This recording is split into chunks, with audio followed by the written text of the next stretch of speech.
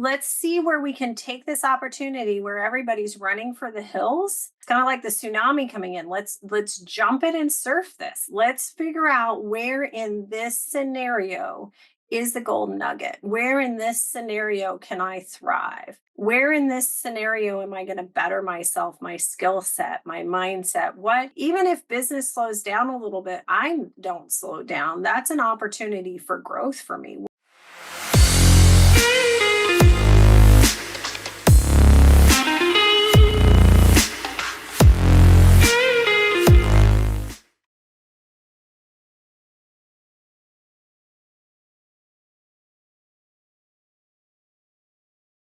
Today, I'm thrilled to have a powerhouse in real estate and in the coaching realms joining me, none other than Mallina Wilson, a certified international property specialist and a true dynamo in her field. In this episode, Mallina begins her journey in real estate, kicking off in 2005 with a mere $40 in her bank account.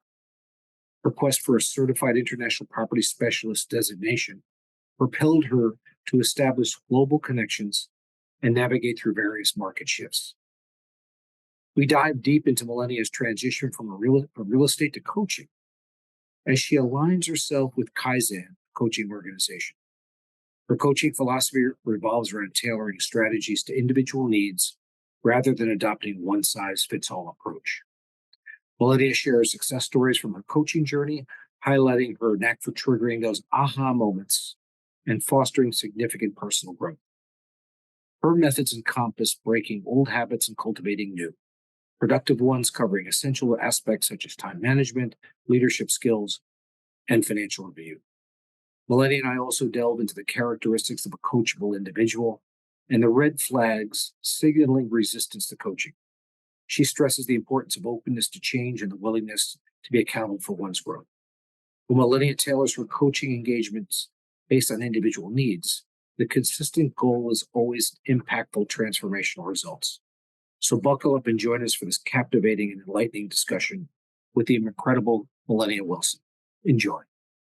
Hello, everybody, and welcome to another episode of the Hero of the Hour podcast. I'm here with a friend of mine, Mallina Wilson, today. And Mallina, welcome to the show. Well, thank you. Thank you for having me today. So I think you've got a very interesting story to tell. And I want to just put my glasses on so I read it right. I know you're a certified international property specialist who work with, and I want to understand what that means. But then I know that led you into coaching and led you into, with the Kaizen organization and coaching companies coming around. So, why don't we just start by just tell our viewers and our listeners tell them the Mallina Wilson story. Oh my gosh. Okay, let's do it. So I got into real estate. The Certified International Property Specialist designation is through the National Association of Realtors. And I got into real estate in 2005. So I've seen many, many markets, many, many shifts. And I've been able to overcome them, and not only overcome, but learn at a high level on how to get through them. So that designation was something I had intended at the very get-go when I got into real estate. I started with $40 in my bank account. Life had put me in this situation where that was the route I was going to jump all in. But I thought, if I'm going all in, I want to go in following my authentic self and my passions. And I have a passion for travel and worldwide view. And NAR had this Certified International Property Specialist designation. And it affiliates me with realtors around the globe. And I wanted to learn at a higher level. At that time, Bellingham, Washington, where I'm located, is along the Canadian border. So I had some international back and forth. But really, we were a population at that point of about 75,000. We've grown since then, especially since COVID. But we did have some investors going on both sides of the border. But I really didn't see a resource in my own community of realtors with the specialties on how to help a global client. When you learn real estate, you are licensed at the state level. The law of real estate is practiced differently statewide. They don't teach to the federal FERPTA, which is the collection of tax for foreign nationals. They don't teach to that international investor who may need to know more than what you actually were taught in your real estate courses. And so I went out seeking that education. At that time, Washington State didn't even have clock hours options for me through the National Association of Realtors. So I had to go down to California and learn from the best. Carmela Ma was one of those, and she's Right. since retired. So went down there, got that designation, and took my business from $40 into something that was noticed through the real estate community here, but also across the nation and across the globe. And so I started building business on relationship, which I believe any business is built on relationship. And with that, I started being asked for mentorship and coaching from those realtors and people in that industry, and also outside of real estate, also people, immigration attorneys, different people who were tied into that process of investing globally. With that, came the knock on the door with a few coaching companies who asked me to get involved in coaching, and not just on the global level. I had built a really big real estate um, business that, for a lot of different reasons, it was built on fundamental, foundational processes that work and work well. Nothing that I invented. I did not recreate the wheel. I followed models that are described in the Millionaire Real Estate book written by Gary Keller and Jay Papasan, the One Thing book. That book goes across all industries and platforms. And I the just read that again last weekend. Isn't it awesome? Yeah. So I was actually interviewed by Gary Keller on stage in front of 14,000 realtors on the process of how I was utilizing the one thing. So with that, like I said, that interview had nothing to do with global real estate, but the business model that I was coming up with was also being recognized. And I was under the leadership of Ben Kinney, who's known across the industry and now across many industries because he was real estate, but has gone tech and now has gone across all brokerages with a platform called Place. And I got to be at the forefront of that as they were building that out. And many times they asked us how we were doing our systems to be able to build it. They far exceeded my knowledge because they have the top realtors across the globe within that platform, and they're all sharing those ideas freely. So that being said, the coaching came into play. With the coaching, of course, more people at one time want the knowledge. So then there's a training aspect to my business. My real estate business now includes a business partner, Kelsey, and she is boots on the ground. So I spend about 4 to 5 hours a week in leadership and inventory of the business and brainstorming with her. I have to have an eye on the target. And so we do that together. But I've stepped out of that on the day-to-day business side and have focused more on coaching. And Kaizen is my coaching company that I aligned with. They allow me to have autonomy with leading to the idea and coaching to the person, not coaching to a system. And then with the training, I go across all brokerages, across different borders. I've taught in South Africa, Dubai, the UK, etc. It's my passion. And So this is only for real estate professionals? no, I coach across all business. So I've done e-commerce. I coached an e-commerce business through COVID who lost their warehouse, lost their product, had to learn how to patent something in the US to be able to survive. Not only survive, but thrive. She stepped out of doing the day-to-day task and more into the leadership role and was able to leverage at a high level. And she was able to thrive during COVID. I had a purse company that was e-commerce, CPAs who wanted to learn how to target just naturopaths as a client. They wanted to funnel their clients to a specific um, want. And then, oh my gosh, I had an international builder in Australia, a home builder in Australia. So it's across all businesses. You said something to me that changed my mindset because I believe, as you said at the top of the call, everything is mindset. And I think with most people, I keep seeing this big rise we've had in real estate in most areas, and just saying, okay, maybe with interest rates where they are, maybe it's now time to hoard some cash and just wait for prices to come down. And you said something to me Well, why would we do that? There's probably some motivated buyers now. There's people that need to do things. Why don't we try to buy the real estate today at 2025 values or 2026 values today by negotiating a price, and potentially with the improving interest rates, we could then refinance and even make it a better deal. And I think that stuck with me since our conversation about a week ago. And I just think that just shifted how I was thinking about my own real estate purchases in 2024. You want to comment on that at all? Well, I would even say right now you can negotiate an interest rate. In a real estate contract, you can ask the buyer to contribute towards your closing costs. Those closing costs can be used with most lenders to buy down a rate. So if you could buy down 1% of your interest rate through the seller, I mean, we're not stuck to interest rates. And this is part of what I love about my job. I come from an educational standpoint. I love to educate my clients on what they have available to them because I don't believe the media is giving them the full picture. The cost of waiting right now is very costly. If you get in right now and there are no buyers that you're competing with because they're all waiting for this interest rate to go down, what you have are numbers that aren't even included on the contract per se, or the sales history. If you went back through the last 30 days of sales, what that sales price doesn't show you is that during the inspection you were able to negotiate repairs. For the closing costs, the seller was willing to pay towards that and buy down your interest rate as well as your closing costs. So now, if you're 1% lower, and it depends on your loan type as to how much that seller can contribute and how much you can utilize, but you can buy down the interest rate. So everybody's waiting for it to drop when really you can go in and negotiate it down right now. Now, the other thing about that is you're not competing against other buyers. So if you have a home to sell in order to buy, right now, a seller is considering a contingent offer. So you have the time to sell that house before you buy. You can negotiate the price down. There are so many numbers within a real estate transaction that aren't being discussed that right now is to your advantage. And literally, the interest rate is what you and the seller deem in that negotiating with your mortgage broker to buy down the rate.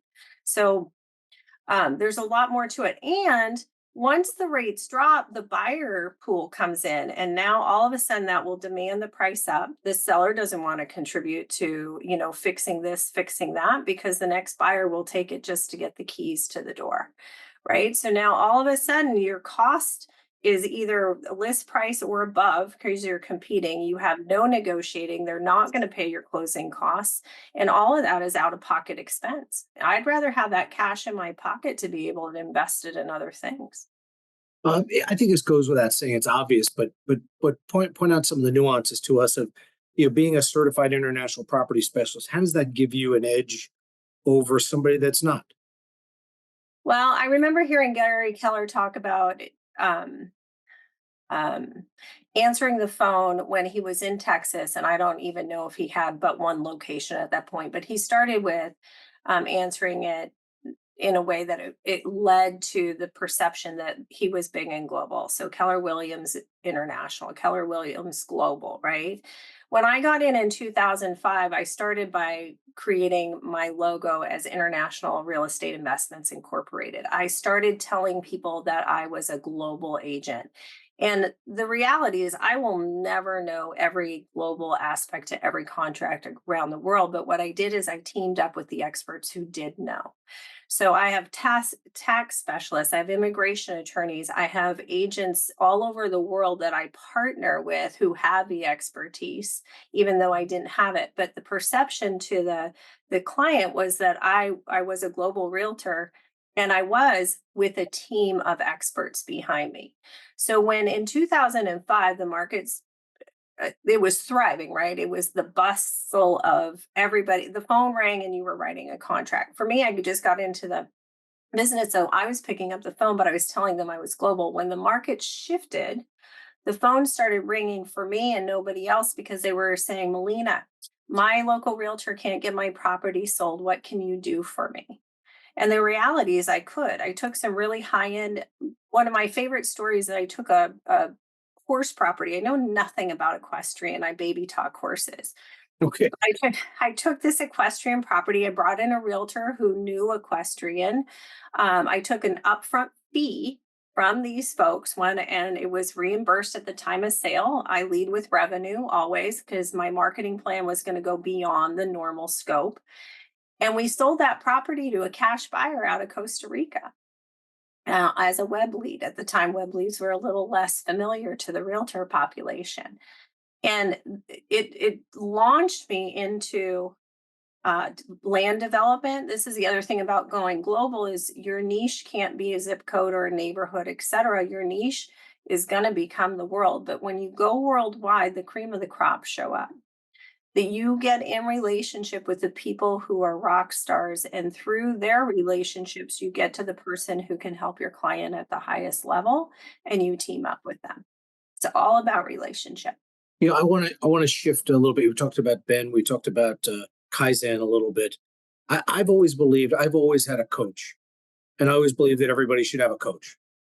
And what are your beliefs around that? And I'd love you to elaborate on what your what Kaizen and what you bring to the table for those clients.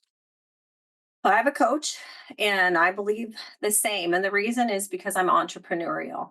Any great idea that I have, well, any idea I have is great because I'm thinking it, right? If I'm thinking it, it has to be brilliant. And as entrepreneurs, we come up with all these great ideas.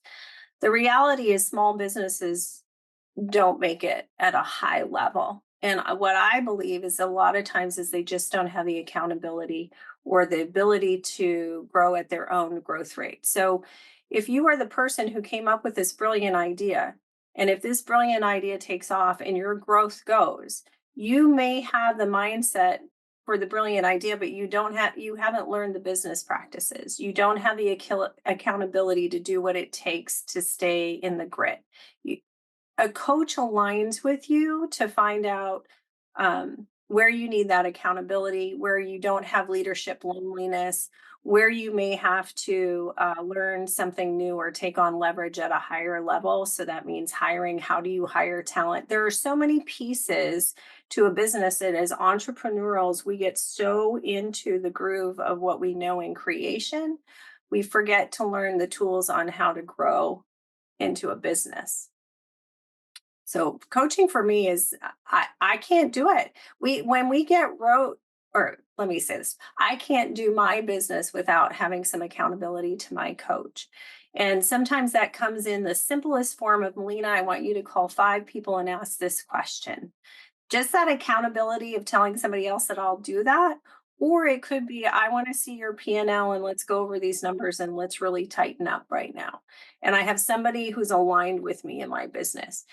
This is why I like Kaizen coaching because I'm allowed the ability to coach to the person and the needs. And I'll tell you, I love the times I'm addicted to the ahas. I had an assistant once who made me that shirt, and I wear it all the time. I'm addicted to the ahas. When the eyes open up wide and they're like, "Oh my gosh, I get it," and that could be over time management. So many times as entrepreneurs and business owners, we get so into the rote habit of putting fires out that we're never putting aside time to work on our business growth or our own personal development or understanding the industry and the changes that are ahead of us so that we can shift where we need to slightly instead of trying to regroup everything and fix it all. And that comes with the help of a coach. That's I mean that's amazing. I find in most businesses and particularly in coaching that 80% is finding the clients and 20% is coaching them. In terms of business, that there's a lot of people that you may be very very good coaches, but nobody's going to find them because they have no clients going forward. So how do you find your clients, and how do you help your clients? Obviously, who are not coaches, but in their business, how do you find that? How do you help them to grow their business? Find them and how to grow. So finding them for me has been a natural consequence of the business that I built. Aligning with leadership like Kaizen coaching. Ben was one of those who encouraged me to get into coaching. He really was at that point. I wasn't sure if I wanted to, and he encouraged me to do that. So surrounding myself with the right people, the coaching naturally comes. I will tell you though, the more, and this is what I coach you too, the more you build a world a life by design, the more you take the right opportunities, the more opportunities come your way. And this is another thing that I coach to. Learning how to say hell yes to the right thing and hell no to the others so you can stay in true alignment sounds easy, but it's harder when you have so many great opportunities. These aren't opportunities that you don't want to take. These are opportunities that are, it's not the right time to take them. It's being very specific to the right opportunities. So for me specifically, I don't take more than 14 coaching clients at a time.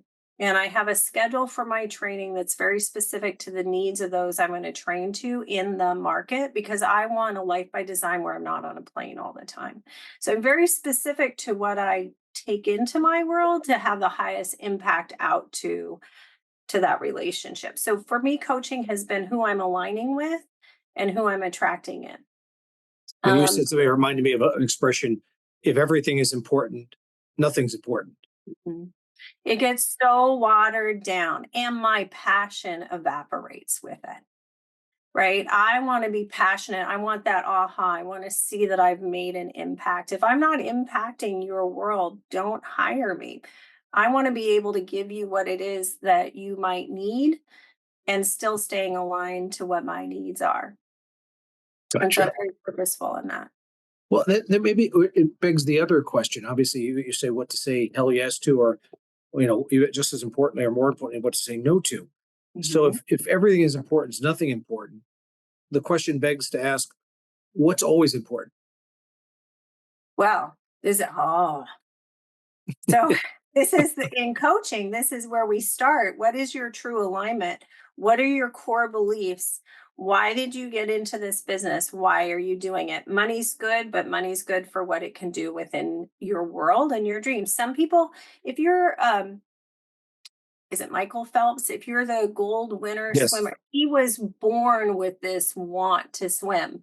But the majority of the population doesn't necessarily know what they want, but they find themselves in a space where when they're willing to talk to a coach and invite you into every area of their life to move past this point, they may not know anymore what that alignment is or what the true passion is. Are they just, making a living to make a living to provide for their family? I want to go to where's your authentic self and then build a business plan around that. And with it is staying on track. So, Keller Williams has a model of the GPS that's in the one thing. So it's one goal, three priorities, five strategies to support it. We add the who and by when, and some of that accountability. So, once again, if you're heading for the moon on a rocket and you're seeing the moon out the window and you're like, okay, we're on course. But really, unless you're paying attention, you could be off by a half inch and end up in some other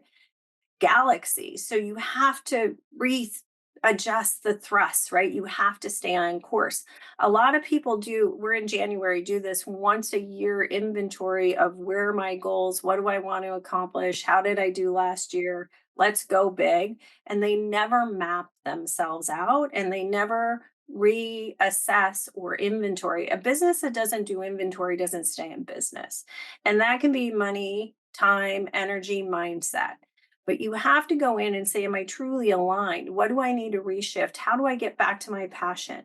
Because most days you may get out of bed and you may still be passionate about being entrepreneurial, but other days it's a market shift, it's an interest rate, it's a how do I overcome a COVID that took away my product? What gets you out of bed then? When you are aligned with your authentic self, when you have seen where your business is and you know where you stand now, then you have a better clarity to stay the course and to get out of bed when it takes the grit that you need because you know your why. That is profound. I don't know if it's something you want to comment on or not. I think I'm sort of trying to evaluate it myself, not only how it affects real estate, but how it affects every business. You've seen, do you see the real estate business model changing? Particularly in light of some of these crazy lawsuits all over the country.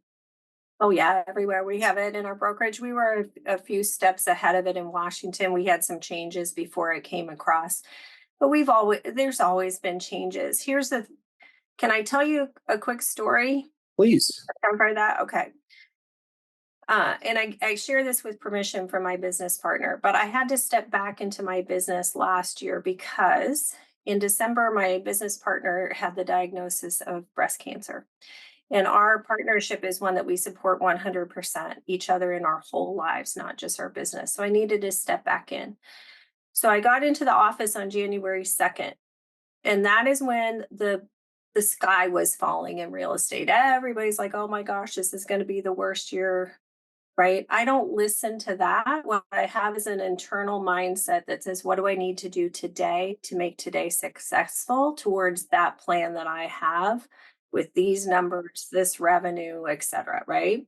So I Hmm. go into the office and she needs to go home and she needs to start chemo and she needs to fight for her life. I will go in and fight for our business. 2 weeks later, our executive admin had to give notice because of some medical issues. So all of a sudden, I lost my admin. I switched her from being my partner to creating videos to teach me how to do some of the things I hadn't done in a really long time. So I had a video library and I wouldn't lose the knowledge we had over all these years. 3 weeks later, my virtual assistant, her husband had an inoperable brain tumor. She Oh had no. his hip Oh out. my. Oh, Then I lost my dog or in February. And then I lost my adopted dad. You get up and you get out of bed and you don't pay attention to what the outside world is. The real estate will change. It will make changes. It will say, okay, commissions, no commissions, interest rate, no interest rate. The question is, what am I going to do? What's the one thing I can do today that is going to make me feel successful in moving my business forward? What is the one thing that I can do today to serve my clients at the highest level? What is the one thing I can do to make a high impact in my community? What is the one thing that I can do for my family? What is the one thing that I can do for me that's going to make me feel like a whole person no matter what the world has going on?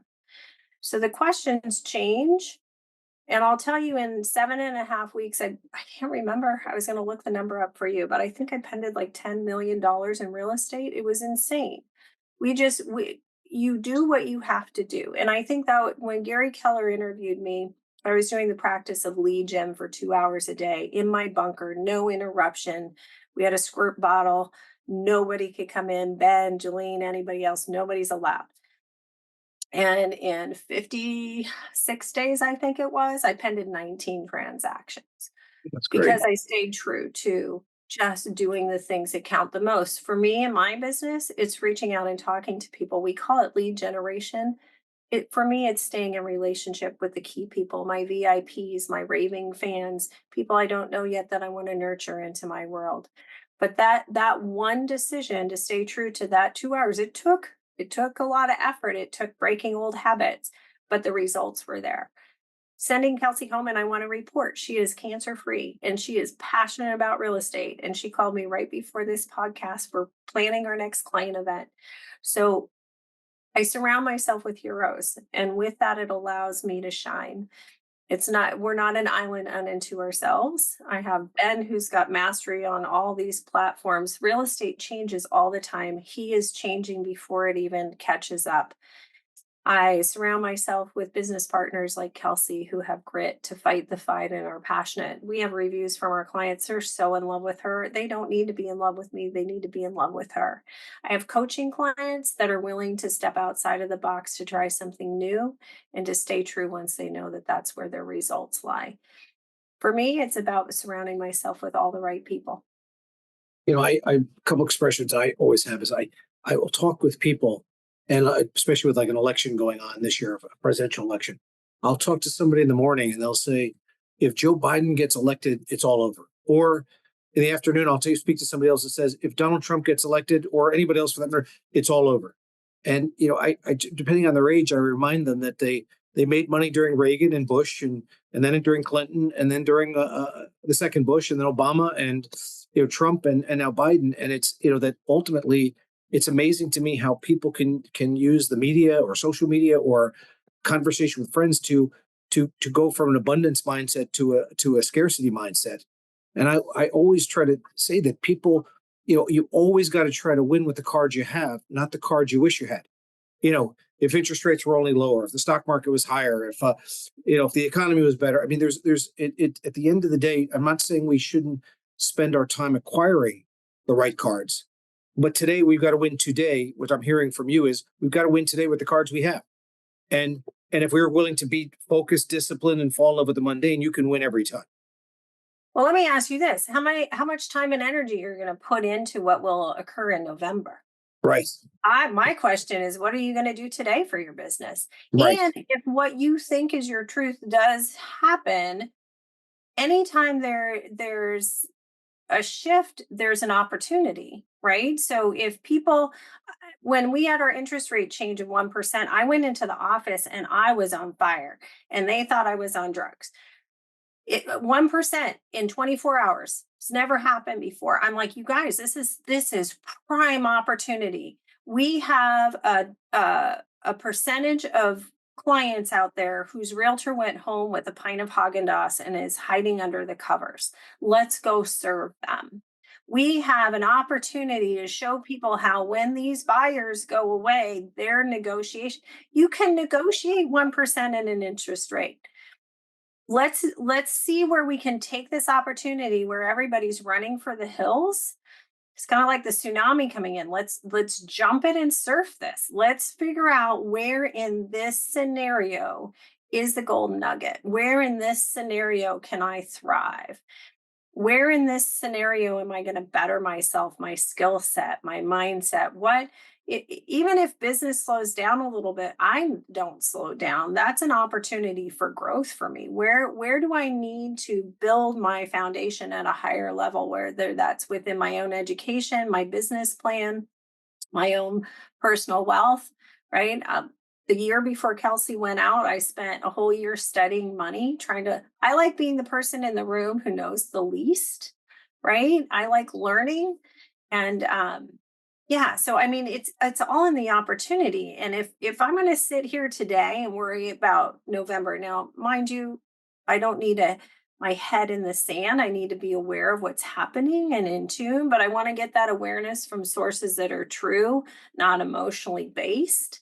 And I want to get it from a source that's going to show me solutions so that I can build out something even better than what I'm experiencing now. If I think it's going to slide backwards or it's going to be worse, it will be.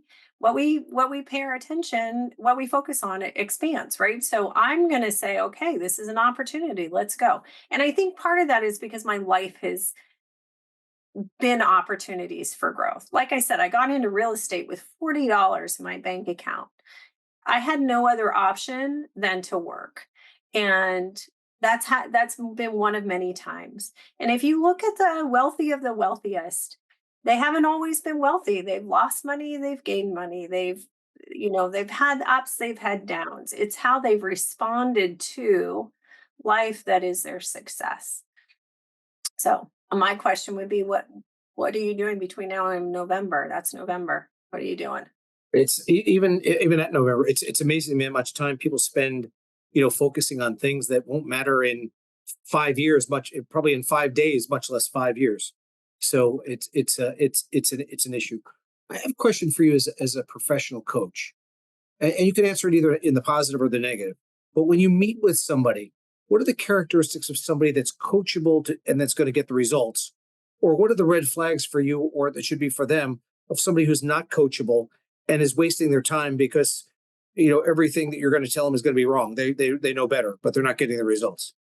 So how do you analyze somebody? And so if somebody's thinking about going to a coaching program, what is the mindset they either have to have or don't have to have? Uh, Red flag would be, yeah, but I've done it this way for this long. Yeah, but this is why. Yeah, but even with that, if you the key to coaching for me is to ask the question that brings the awareness from inside of the person being coached. And I do some consulting per se, if it's somebody in real estate wants to know some of the practices that I've done. But really, the place with the highest growth is an inner awareness.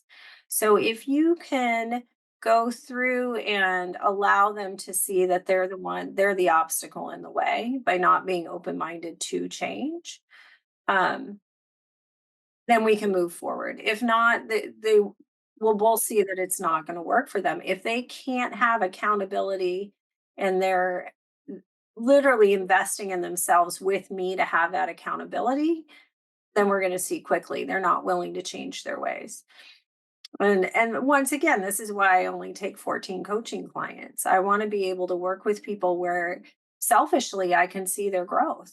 What And what does that engagement look like for you? When you take when you take on, like as an example, when I have a meeting with a client, they'll oftentimes that come to Jesus meeting might go a couple of hours or more. And I have some people that I know sort of that are in the financial advisory field where their typical meeting with a client is 15 minutes.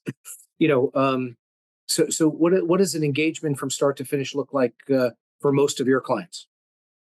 so we'll do a discovery call. I'll usually schedule an hour for that. Sometimes it doesn't take that much time at all, but I'll always have that space reserved so we can go as deep as we need to within that hour. And like we said for this podcast, I mean the attention span, that's enough, right? To definitely deep dive. And if we need more than that, we will, but usually within half an hour or so, we're targeting some of the pain points, um, some of their wants from coaching, and then aligning to see if that's something that I feel I can provide or not provide. So the discovery call is key.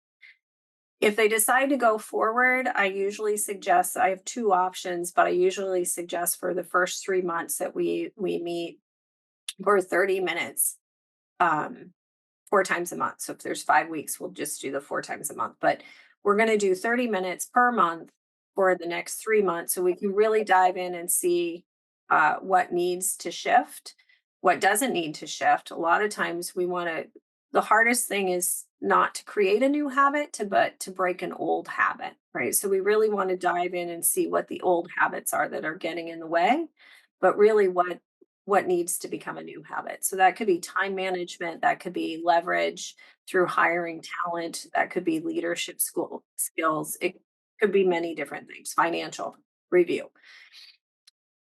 But the other option is once we get going, we can go to a 2 call a month, which is 45 minutes per call. And then we stay aligned with where they need to be. And I'll tell you, I mean, I had one gal, she had one closed deal in a year, and by the end of that year, she had 57. She is a coachable client, right? I had one gal, she's a broker owner, and she is she's my master of sticky notes and Excel spreadsheets, and she took what she learned and she just took it to the end, and she'll probably become a coach herself. She's phenomenal. Um, and then I've had people that we've done it for a specific skill set, and then we come around for another skill set, right? My e-commerce gentleman, for he has a purse company, and he needed to learn how to lead, and then we needed to do a hiring process. So he comes back around when he has points of need, and we coach. So it can be a long-term coaching timeline, or it can be specific to a need that you want to cover, but it's going to be either 4 calls per month at 30 minutes a call, and or 2 calls per month at 45 minutes a call. That's not a huge time commitment and with great results on the back end. Yeah, I want to give you the last word, but first I want to just thank you for taking time out of your day to spend some time with me. And I know 2024 is going to be your best year because there's no other choice. But you have the last word. Well, I want to thank you for aligning with me. Like I said, I love aligning with people that are phenomenal. And when I heard your presentation at Amber's workshop, and once again, I was the one who knew the least in her workshop, I loved it. And when I got to hear what you had to say, just totally aligned in core values, and practices. So it's been an honor and a privilege. And thank you for that. Well, I think you're like a fox. I think when you say you know the person who says they know the least usually knows the most. But but I appreciate the humility as well as the confidence. And have a wonderful day. Thanks You so much, too. Malia. Bye bye. Thank you. Bye bye.